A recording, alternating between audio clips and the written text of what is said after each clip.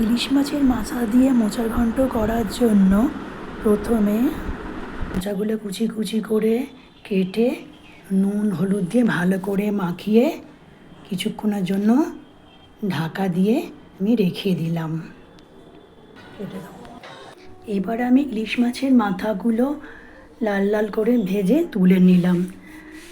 তারপরে ওই তেলের মধ্যে শুকনো লঙ্কা, তেজপাতা, 5 ফোড়ন দিয়ে একটু নেড়ে নিয়ে তারপরে ওর মধ্যে দিলাম কুচানো পেঁয়াজ।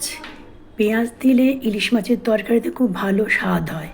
দেখো পেঁয়াজটা নেড়ে চেড়ে নিয়ে তারপরে দেব কিছুটা ছোলা দিয়েও একটু ভাজা করে নিলাম।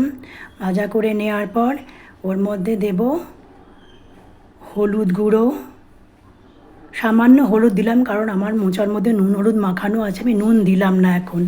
সামান্য একটু হলুদ গুঁড়ো আর একটু লঙ্কা গুঁড়ো আর কিছুটা জিরে গুঁড়ো, এগুলো দিয়েও একটু নেড়ে নিয়ে দিলাম নারকেল গুঁড়ো। নারকেল দিলে জানি আমরা মোচার ঘন্টতে নারকেল দিলে ভালো স্বাদ হয়। নারকেল দিয়ে একটু ভাজা ভাজা হয়ে যাওয়ার পর কুচনো মোচা আর তার সাথে আমি একটু থোড়ও দিয়েছি, কারণ থোড় দিলে মোচার কষা ভাবটা কমে যায়, সেই জন্য আমি মোচার সাথে একটু থোড় দিয়েছি। দিলাম সামান্য চিনি, যারা একটু মিষ্টি বেশি খাও তারা একটু মিষ্টি বেশি দিতেই পারো।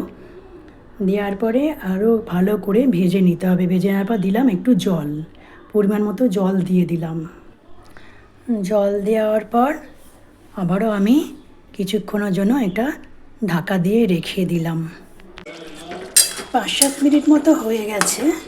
এবারে আমি ঢাকনাটা খুলে মুড়ো ভেজে রাখা ইলিশ মাছের মাথাগুলো দিয়ে দিলাম। দিয়ে মাথাগুলোকে হালকা করে একটু ভেঙে দিলাম। আবারও আমি কিছুক্ষণের জন্য চাপা দিয়ে রেখে দিচ্ছি। হয়ে গেছে আমার ইলিশ মাছের মাথা দিয়ে মোচা। আমার তো ভালো লেগেছেই, তবু তোমরা করে খেয়ে দেখো, তারপরে আমাকে জানিও কেমন হয়েছে।